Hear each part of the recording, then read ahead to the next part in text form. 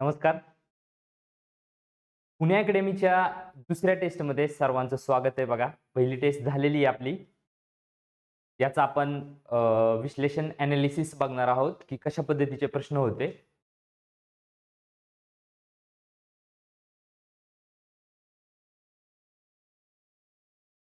चालू करू आपण.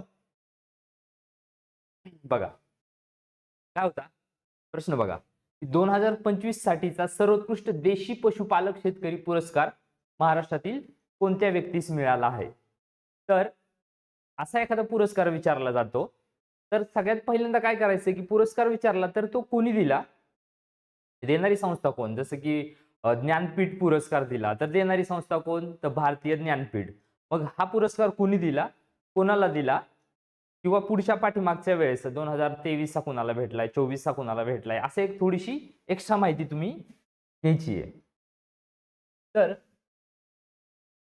हा बघा, राष्ट्रीय गोपाळरत्न पुरस्कारच्या अंतर्गत हा एक पुरस्कार येतो, जो मत्स्यपालन, पशुसंवर्धन आणि दूध उत्पादक या क्षेत्राशी रिलेटेड आहे. तर हा पुरस्कार भेटलेला आहे, सर्वात पहिला पुरस्कार भेटलेला आहे अरविंद यशवंत पाटील. बघा, कोल्हापूरचे आहेत ते.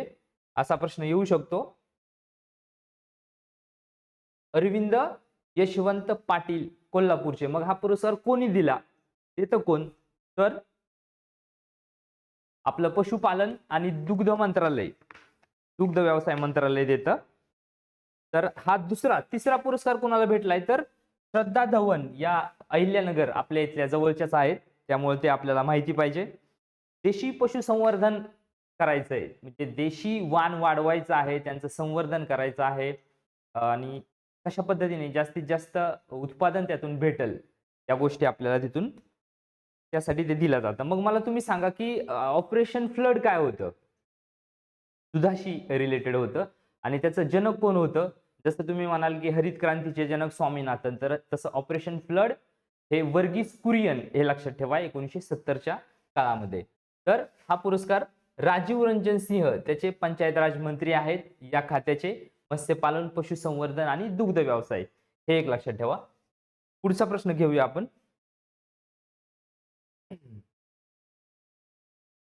अरविंद पाटील. अरविंद पाटील पहिल्याचं उत्तर आहे. ठीक आहे. दुसरं घेऊया प्रश्न. काय होतं दुसरा? महिला कबड्डी विश्वचषक स्पर्धा 2025 कोणत्या देशाने जिंकली? स्पोर्ट रिलेटेड एक तरी प्रश्न आहे. 100% काय विचारलं जातं? एक तर एखादा खेळाडू तो कुठल्या खेळाशी संबंधित आहे, किंवा जसं मी विचारेल की दिव्या देशमुख कुठल्या खेळाशी संबंधित आहे, टी गुकेश कुठल्या खेळाशी संबंधित आहे, किंवा असं विचारेल की यावेळेस 2025 किंवा 2024 ची आयपीएल स्पर्धा, आयपीएल महिला स्पर्धा, अंडर 19 स्पर्धा कुणी जिंकल्या, कुठे कुठे जिंकलेल्या आहेत? तर भारताने महिला आणि पुरुष या कॅटेगरीमध्ये T20चा जिंकला आहे, चॅम्पियन्सचा जिंकला आहे. काय जिंकलंय? तर लक्षात येण्यासारखी गोष्ट आहे. हे बघा, भारतानं तैपेई, चायनीज तैपेईला हरवून वुमेन्स कबड्डी वर्ल्ड कप जिंकलेला आहे. त्यामुळे सोपा प्रश्न होता. तुम्हाला फक्त लक्षात द्यायचंय की खेळाचा कुठला प्रकार, खेळाशी रिलेटेड संबंधित एखादा खेळाडू कोणत्या देशाने जिंकले आहे? तर ही भारत देशाने जिंकलेली आहे. कुणाविरुद्ध जिंकलेली आहे? तर चीन तैपेई या देशाविरुद्ध. आता तिसरा प्रश्न आहे, वाणिज्य आणि उद्योग मंत्री कोण आहेत? तर या प्रश्नाचा आन्सर आहे पियुष गोयल. फास्ट आन्सर बघू थोडंसं. अश्विनी वैष्णव कोण आहेत? तर रेल्वे मंत्री आहेत. धर्मेंद्र प्रधान कोण आहेत? आपले शिक्षण मंत्री आहेत. राजनाथ सिंह कोण आहेत? तर संरक्षण मंत्री. मग आता हे झालं केंद्राचं. तर महाराष्ट्रामध्ये मला सांगा, महाराष्ट्राचे वित्त मंत्री कोण आहेत? महिला व बाल कल्याण विकास मंत्री कोण आहेत? शिक्षण मंत्री कोण आहेत? ह्या गोष्टी तुम्हाला माहिती पाहिजेत, कारण ह्याच्यावरती प्रश्न विचारलाच जातो. जाऊया पुढं. गोधन गोटेन योजना कुठल्या राज्यात सुरू केली जाणार आहे? तर महाराष्ट्रामध्ये सुरू केली जाणार आहे बघा ते. मी त्या संदर्भात तुम्हाला दाखवतो बघा. गो 10, गो 10 याच्यामध्ये काय काय येतं आता बघा. याच्यामध्ये काय येतं, जे देशी वाहन आहेत त्यामध्ये काय येतं, गो संगोपन म्हणजे त्यांना चारा पाणी व्यवस्थित आहे का, त्यांचं आरोग्य व्यवस्थित आहे का, जे काही कल्याण करायचंय त्यांचं म्हणजे गोसदन, गोशाळा, पांजरपोळ हे काढायचं आहे. अजून गोसंवर्धन, गोसंरक्षण, गोमूल्यवर्धन, गोरक्षक, गोपालक ज्या ज्या लोकांचा त्यामध्ये सहभाग आहे त्यांना त्यांचा विमा काढणे त्या संबंधात. गो आधारित शेती म्हणजे जसं की ऑर्गॅनिक शेती, आपली जी सेंद्रिय शेती म्हणतो आपण, ती पद्धत कशा पद्धतीने करता येईल, त्याचं उत्पादन कसं जास्त करता येईल, या गोष्टीविषयी विचार केलेला आहे. गो साक्षरता, गो पर्यटन, जे लोक नाही का एक टुरिझमच्या माध्यमातून लोकांना जास्तीत जास्त माहिती व्हावी आणि तो विकास व्हावा या आधारावरती या गोष्टी आहेत बघा. संगोपन, संवर्धन, संरक्षण, मूल्यवर्धन, गोशाळा, गोरक्षक, गोपालक, गो आधारित शेती हे कुणी केले, तर हे महाराष्ट्राने केलं. एवढंच लक्षात ठेवा, काही जास्त लोड नाही. चला पुढचं बघा. 2030च्या राष्ट्रकुल खेळाचे आयोजन कोणता देश करणार आहे? मला असाही प्रश्न विचारला जातो की बघा, कॉमनवेल्थ गेम ज्याला आपण राष्ट्रकुल स्पर्धा म्हणतो, तो कुठं कुठं आयोजित केलेला आहे? तर मला सांगा, ती दर 4 वर्षांनी होते. ऑलिम्पिक सारखीच असते, दर 4 वर्षांनी होते. ऑलिम्पिक ज्या वर्षी होतं त्याच वर्षी होते. ती 2022 ला बर्मिंगहम UK मध्ये झाली होती 22 ला. 26 ला कुठे होणार आहे? Glasgow Scotland. हे आता 2026 ला ग्लासगो स्कॉटलँडला आणि 2030 साली ती भारतामध्ये होणार आहे. त्याच्यामुळं आणि भारताचं यजमान देश भारत आहे, यजमान शहर आपलं अहमदाबाद आहे. मग त्याचा आन्सर काय आहे आमचं? कोणता देश करणार आहे? तर भारत देश करणार आहे.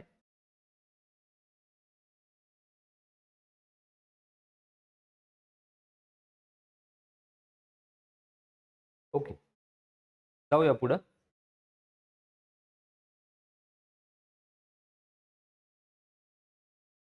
पुढचा प्रश्न काय आहे बघा. कुठल्या ब्रिटिश गव्हर्नर जनरलने खालसा धोरण स्वीकारलं आहे? सगळ्यांना येतं, सोपा प्रश्न होता. डलहौसी आहे. त्यावेळेस काय होतं, ज्या राजाला वारस स्वतःचा वारस नसेल तर दत्तक विधान होतं, दत्तक घ्यायचे. तर दत्तक विधान नामंजूर केलं होतं आणि त्यानुसार त्यांनी भरपूर अशी ही काय होती, राज्य होती, म्हणजे त्यावेळेची संस्थानं म्हणता येईल. डलहौसीने 1950 ते 56च्या कालावधीमध्ये म्हणजे सातारा असेल, जैतपूर असेल, संबळपूर असेल, उदयपूर असेल, अजून तंजावर आहे, कर्नाटक आहे, नागपूर आहे. तर काय याचा आन्सर आहे? डलहौसी. लॉर्ड डलहौसी बघा. ठीक आहे, पुढे जाऊया. राधानगरी हे वन्यजीव अभयारण्य कोणत्या जिल्ह्यामध्ये आहे? आता काय होतं, राष्ट्रीय उद्यान, व्याघ्र प्रकल्प आणि अभयारण्य 100% विचारलं जातं. तर तुम्हाला माहिती आहे का? सांगा. चपराळा कुठं आहे? देऊळगाव रेहोगिरी कुठं आहे? वेगवेगळ्या पद्धतीची काही अभयारण्य आहेत ते तुम्हाला मला दाखवायचे. बघा, दिसते का? जायकवाडी कुठं आहे? एडशी रामलिंग कुठं आहे? बघा सगळ्यात. नांदूर मधमेश्वर नाशिक आहे. तुंगारेश्वर, भीमाशंकर विचारलं जातं. कर्नाळा, अर्नाळा, नरनाळा, त्यातलं कर्नाळा बघा. रायगड. कोयना कुठं आहे? साताऱ्याला आहे. राधानगरी कुठं आहे? दाजीपूरला आहे. टिपेश्वर यवतमाळला आहे. नवेगाव, नागझिरा. तर तुम्हाला ह्या गोष्टी सगळ्या माहिती पाहिजे, सगळ्या करून ठेवा. काय आन्सर होतं? राधानगरी कुठं आहे? कोल्हापूरला आहे. बरोबर. पुढे घेऊ. नागरिकत्वाविषयी कायदे कोणत्या अनुच्छेदानुसार कायदे करण्याचा अधिकार आहे? चला आता नागरिकत्वाविषयी तुम्हाला सांगतो. 5 पद्धतीने नागरिकत्व मिळवलं जातं बघा. घटनेच्या भाग 2 मध्ये कलम इथं लिहितो मी, भाग 2 आणि कलम 5 ते 11 यामध्ये. तर कशा कशा पद्धतीने भेटतं? एक तर जन्माने भेटतं, वंशाने भेटतं किंवा नोंदणीने भेटतं. अजून प्रदेश विलिनीकरणाने एक आपल्याला भेटतं. अजून कशाने भेटतं?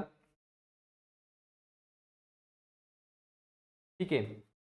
तर हां, तर याच्यामध्ये काय होतं, भारताने कधीचा हा कायदा आहे, याचा कायदा 1955 चा आहे. तर बघा,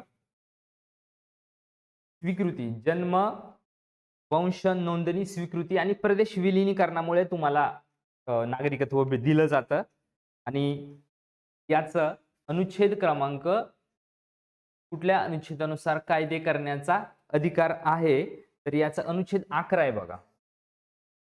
ठीक आहे. सोपा प्रश्न होता. थोडंसं कन्फ्यूज आता मी तुम्हाला नागरिकत्वाविषयी बऱ्याच गोष्टी सांगितल्या असत्या, की भारतातून पाकिस्तान येण्यासाठी, पाकिस्तानातून भारतात येण्यासाठी, परंतु त्या कन्फ्यूज होतील. आपल्याला फक्त पॉइंट टू पॉइंट जायचंय. थोडंसं वेगात. तर डी फिंगरप्रिंटिंगचे केंद्र कुठे आहे? माहिती आहे का तुम्हाला डी फिंगरप्रिंटिंगचं केंद्र? हे बघा. हैदराबाद स्थित आहे ते. हैदराबाद स्थित आहे. तर centre for fingerprinting and diagnostics याच्यामध्ये काय होतंय? याच्या अंतर्गत हैदराबादमध्ये हे आहे. मग खाजगी पद्धतीचं कुठं-कुठं आहे? तर खाजगी आहे पिंपरी चिंचवडमध्ये सुद्धा आहे मुख्यालय. ओके. तर काय होतं? फिंगरप्रिंट म्हणजे काय? ओळख पटवण्यासाठी आणि अनुवांशिक बदलाचा अभ्यास करण्यासाठी हे केलं जातं. विज्ञान तंत्रज्ञान आपला विभाग जो आहे जैवतंत्रज्ञान विभाग त्यांच्या रिलेटेड आहे. बघू शकता तुम्ही. यामध्ये हैदराबाद. पुढचा प्रश्न घेऊया. हडप्पा संस्कृती. हडप्पा संस्कृती रिलेटेड एखादा प्रश्न असतो, की हडप्पा संस्कृतीचा शोध कुणी लावला? कुठली-कुठली शहरं होती? आणि त्या ठिकाणी काय-काय भेटलेल्या गोष्टी आहेत? तर बघा काय म्हणतात ते, कालिबंग नावाचं शहर आहे. मग लोथल होतं, राखीगढी होतं. अजून कुठली-कुठली शहरं होती, ज्या ठिकाणी सुरुवातीला काय-काय अवशेष भेटले आपल्याला. जसं की गोदी डॉकयार्ड होतं. बघा हे तुम्हाला माहिती असेल. स्नानगृह होतं वेगळं. म्हणजे वैशिष्ट्यपूर्ण पद्धतीने जे काही आपण म्हणतो ना, टाउन प्लॅनिंग त्यांचं होतं. डॉकयार्ड त्यांचं होतं. अजून काय होतं? निसर्ग देवतेची पूजा केली जायची. मातृदेवता त्यावेळेस मातृसत्ताक होती. तिथलं कल्चर, पाण्याची व्यवस्था शहरातून कशी असावी? त्यांचं हे स्नानगृह होतं. तर हडप्पा संस्कृती सगळ्यांना माहिती आहे. दयाराम साहनी यांनी शोध लावला होता तो. मग आपल्याला काय विचारलंय? कालिबंगन हे शहर सध्या कुठं आहे? तर शक्यतो सगळं हे सिंधू नदीच्या खोऱ्यामध्ये चाललेलं आहे. सिंधू नदीच्या उपनद्या म्हणजे पाकिस्तान आणि गुजरात, राजस्थानचा जो भाग आहे, तर हे आहे राजस्थानमध्ये. ठीक आहे. महाराष्ट्र राज्य गुन्हे अन्वेषण विभागाचे मुख्यालय कुठं आहे? सगळ्यांना माहिती आहे सी-आय-डी. सी-आय-डीचा लॉंग फॉर्म माहिती आहे का रे?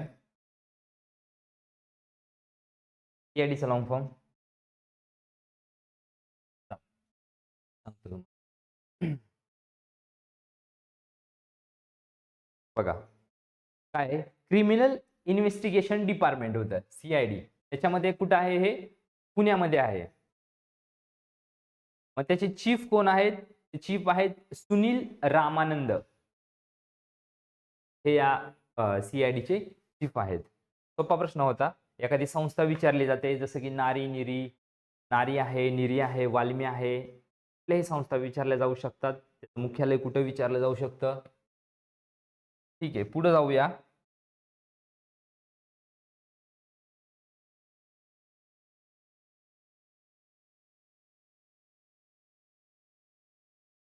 संगणक सुरू करणे किंवा रिस्टार्ट करण्याच्या प्रक्रियेला काय म्हणतात? माहिती आहे का? रिबूट म्हणतात बघा. रिबूटिंग. संगणक सुरू होणे आणि ऑपरेटिंग सिस्टम काय करते ती विंडोजची एखादी विंडोजची ऑपरेटिंग सिस्टम आहे ती काय करते मेमरीमध्ये लोड होती त्या गोष्टीला आपण रिबूटिंग म्हणतो. तर राष्ट्रीय हरित ट्रिब्युनल म्हणजे राष्ट्रीय हरित न्यायाधिकरणाची स्थापना कधी झाली असं असं म्हणलंय 2010 ला झाली बघा. तर काय असतं हे हरित म्हणजेच काय, नॅशनल ग्रीन ट्रिब्युनल पर्यावरणासंबंधी जे जे काही इश्यूज आहेत, त्या ज्या काही गोष्टी आहेत, त्या सर्व गोष्टी, त्याची संकट असतील किंवा प्रदूषण असेल तुमचं, जंगल संवर्धन आहे, हवा ध्वनी प्रदूषण होतंय, तर ह्या पद्धतीच्या सगळ्या गोष्टी आहेत ना, हे न्यायाधिकरण हाताळतं, नॅशनल ग्रीन ट्रिब्युनल, NGT.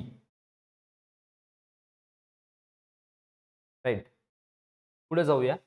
खालीलपैकी कोणत्या वर्षी रिझर्व्ह बँकेचे राष्ट्रीयकरण झाले? आता आरबीआय विषयी तुम्हाला काय माहिती पाहिजे? सगळ्यात पहिल्यांदा आरबीआयचा कायदा कधीचा आहे?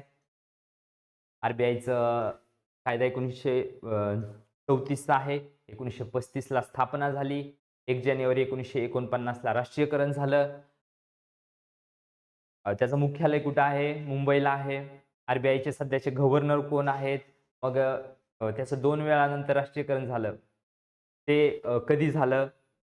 1980ला किती बँकांचं झालं? ह्या गोष्टी तुम्हाला माहिती पाहिजे. तर तो पूर्ण अभ्यास होईल, म्हणजे परिपूर्ण अभ्यास आहे. प्रश्न कसाही येऊ द्या. आपलं टार्गेट काय आहे? तर त्याला टॅकल करायचंय चांगल्या पद्धतीमध्ये. तर राष्ट्रीयकरण कधी झाले? कोणत्या वर्षी? 1949ला. ठीक आहे. आता पुढचा प्रश्न बघूया. अल निनो आणि ला निना हे 2 गोष्टी तुम्हाला माहिती आहेत का?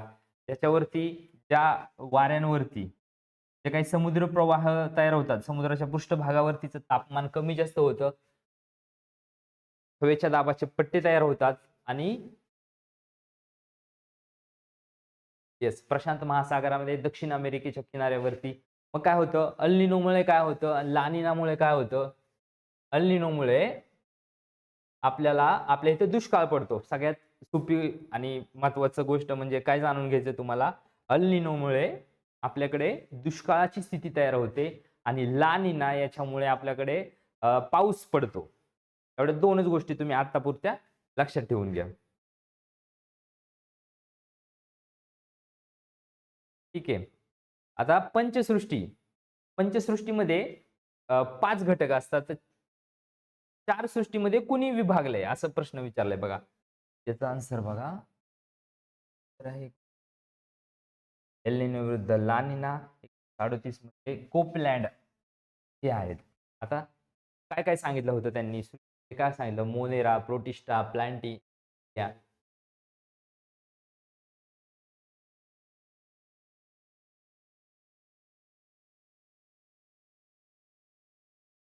तर कोपेलँड आहे, लक्षात ठेवा. आणि त्यानंतर रॉबर्ट विटाकर यांनी काय दिली होती? फंजाई म्हणजे कवक ही गोष्ट ऍड केली होती त्यामध्ये, या 4 मध्ये, आणि नंतर ती पंचसृष्टी झाली. ओके. महाराष्ट्रातील कोणता जिल्हा हा नक्षलवाद प्रभावित जिल्हा आहे? सगळ्यांना माहिती आहे बघा हे. हळूहळू हा नक्षलवादाचं प्रमाण आपल्या इथून कमी होतंय. तर गडचिरोली हा जिल्हा नक्षल प्रभावित जिल्हा आहे. सध्या गडचिरोली आणि गोंदियाचा काही भाग आहे, जो की चालू आहे, म्हणजे त्याचा निर्मूलन चालू आहे. पुढे जाऊया आपण. बोकारो झारखंड येथील लोह पोलाद प्रकल्पासाठी कुठल्या देशाने भारतात सहकार्य केलं आहे? बोकारो म्हणजे हे 4थ्या पंचवार्षिक योजनेमध्ये झालेलं आहे. पहिले 3 मी तुम्हाला सांगतो. राईट. बघा, पहिलं काय होतं? भिलाई.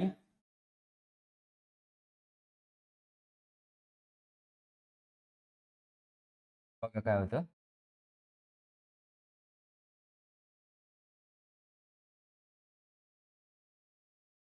बघा काय होतं? भिलाई, रूरकेला, दुर्गापूर आणि बोकारो. प्रश्न काय विचारला जातो? हे लोह पोलाद उद्योग कुठल्या राज्यामध्ये आहेत आणि हे लोह पोलाद उद्योगाला कुठल्या देशाने सहकार्य केलेलं आहे? तर मला सांगा.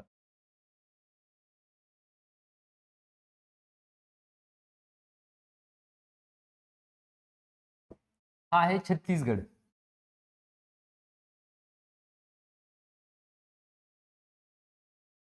छत्तीसगड. भिलाई, रशिया. रशियाने याला मदत केलेली आहे. रूरकेला कुठं आहे? ओडिसामध्ये आहे बघा. त्याला जर्मनीने मदत केली आहे. दुर्गापूर, दुर्गापूर कुठे आहे? पश्चिम बंगालला आहे. दुर्गापूर ला मदत कुणी केली आहे? युकेने केली, युके, इंग्लंडने केलेली आहे. आणि बोकारो, हा बोकारो चौथ्या पंचवार्षिक योजनेतला आहे.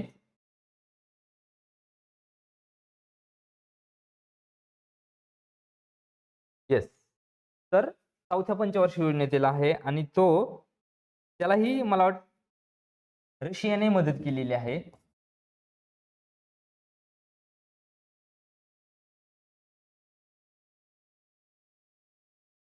येस,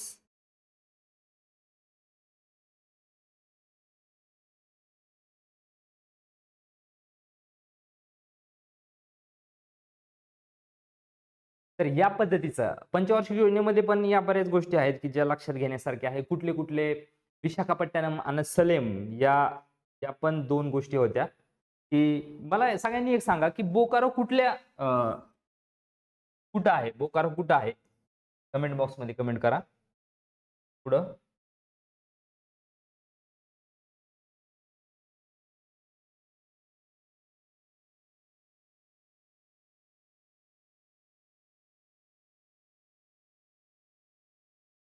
पुढचा प्रश्न बघूया आपण.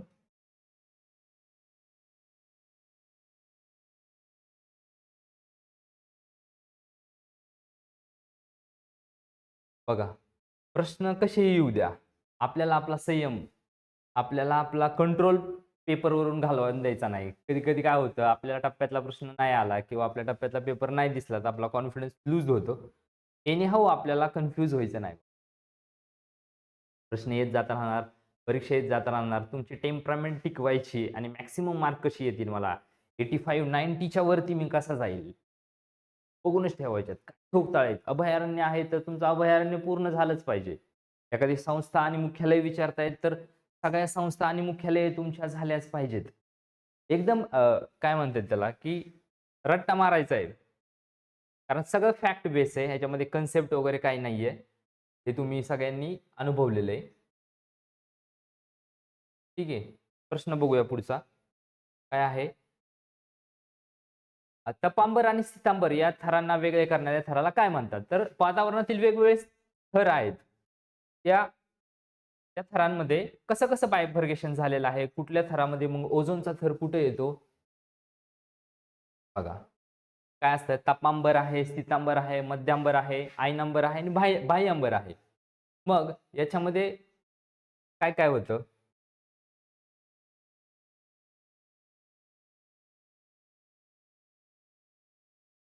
दाखवतो.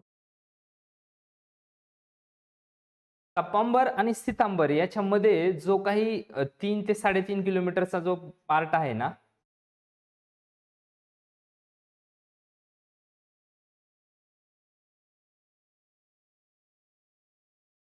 झाली का ओपन?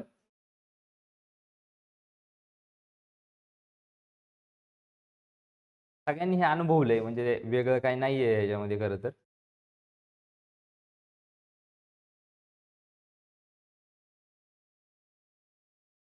काय होतंय बघा, तापांबरमध्ये काय होतं, की तुमचा सगळे हवेचं जे काही चेंजेस होतात ते सगळे तपांबर या भागामध्ये होतात. 0 ते 12 किलोमीटरच्या अंतरामध्ये असते ही.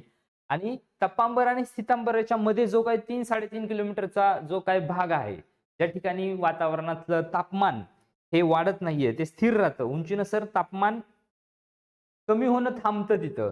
तर त्याला तो जो स्तर आहे त्याला तपस्तब्दी म्हटलंय बघा. तपस्तब्दी.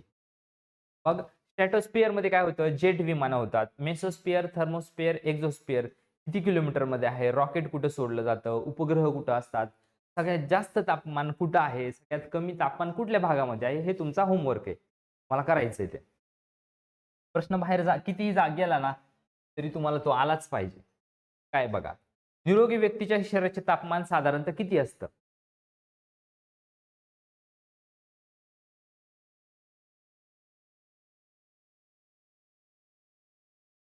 सांगा. 37 डिग्री असतं आणि 98.6 फॅरेड असतं बघा. तुम्हाला सेंटीमीटरचं फॅरेडमध्ये फॅरेनहाइट करण्यासाठी काय करावं लागतं? फॅरेनहाइट, सेंटीमीटर आणि केल्व्हिन बघा. ते 3 गोष्टी आहेत, तर त्या करून ठेवा. तर ह्या गोष्टी 37 डिग्री सेल्सिअस आणि 98.6. सौरमालेतील कुठला ग्रह लाल ग्रह म्हणून ओळखला जातो? सौरमाला. पृथ्वीच्या जवळचा कुठला? पृथ्वीच्या लांबचा कुठला? सगळ्यात सूर्याच्या जवळ कुठला? ह्या गोष्टी तुम्हाला माहितीच पाहिजेत. बघा दिसते का? सूर्याच्या जवळचा कुठला आहे? बुध आहे, शुक्र आहे, पृथ्वी आहे आणि 4 नंबरचा ग्रंथ आहे ना, हा आयर्न ऑक्साईड म्हणजे लोह ऑक्साईडमुळे जो लाल कलरचा दिसतो, तो म्हणजे मंगळ आहे. मग आन्सर आहे मंगळ.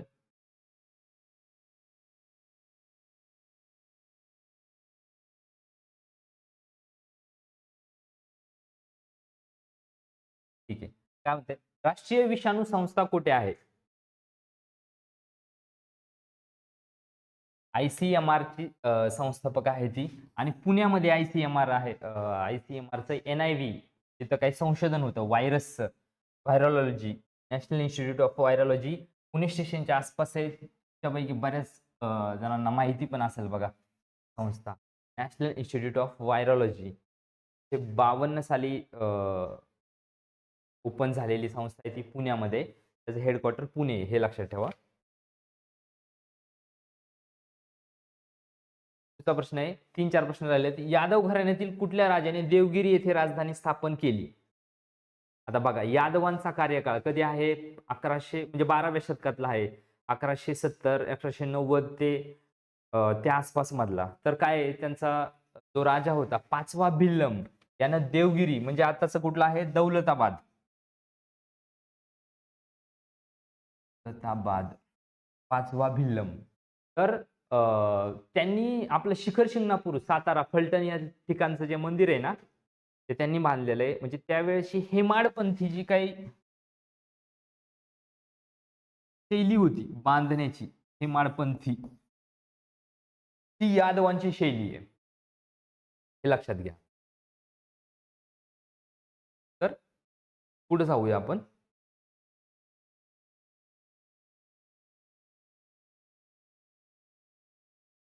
चा प्रश्न बघू.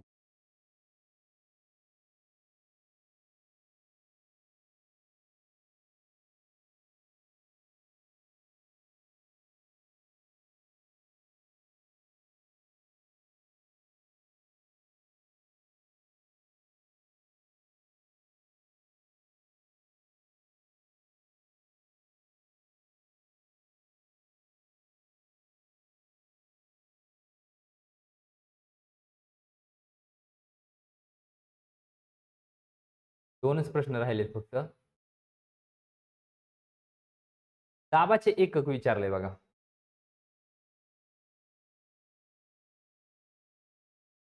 ते का? दाबाचे एकक कुठलं आहे? कुठलं तरी युनिट विचारलं जातं आणि त्यावरती प्रश्न आहे, की न्यूटन कशाचं आहे? डाईन कशाचं आहे? तर त्यामध्ये पण 2 गोष्टी आहेत ज्या स्टँडर्ड इंटरनॅशनल SI युनिट म्हणतो, सेंटीमीटर ग्रॅम सेकंड वाली CGS म्हणतो. मग न्यूटन कशाचा आहे? तर फोर्सचा आहे, बलाचा आहे. डाईन पण फोर्सचंच आहे. जूल एनर्जी, वर्क आणि उष्णतेचा आहे. आणि पास्कल हे दाबाचं एकक आहे. म्हणजे तो 4 नंबरचा आन्सर आहे तुमचं पास्कल. आणि शेवटचा प्रश्न आजच्या लेक्चरचा, शिक्षणाच्या अधिकाराचा समावेश मूलभूत हक्कांच्या यादीत कुठल्या वर्षी समाविष्ट करण्यात आला? तर सगळ्यांना माहिती आहे, घटना दुरुस्ती 86वी घटना दुरुस्ती 2002 रोजी 2002 रोजी या घटना दुरुस्तीचा व शिक्षणाच्या अधिकाराचा समावेश करण्यात आलेला 21A मध्ये. त्यानुसार मग पुढे पुढे जाऊन काय झालं? 6 ते 14 वयोगटातील मुलांना शिक्षण मोफत झालं. 2009 साली RT राईट टू एज्युकेशन कायदा त्यामध्ये आला. तर आपण किती बघितले? आजच्या लेक्चरचे 25 प्रश्न आपले झालेले आहेत. वेगवेगळ्या गोष्टी यामध्ये शिकण्यासारख्या होत्या. काय गोष्टी तुम्हाला आल्या नसतील तर त्या तुम्ही करून घेणं खूप आवश्यक आहे. ज्या गोष्टी मी एक्स्ट्रा सांगितल्यात तुम्हाला होमवर्क म्हणून दिलेले आहेत, ते प्रश्न कुठं ना कुठं येणार म्हणजे येणार आहेत. सगळंच्या सगळं हे फॅक्ट बेस आहे. त्याच्यामुळं कुठल्याही विषयात जास्त तज्ञ किंवा सखोल ज्ञान पाहिजे असं काही नाहीये. तुम्ही काय करणं अपेक्षित आहे?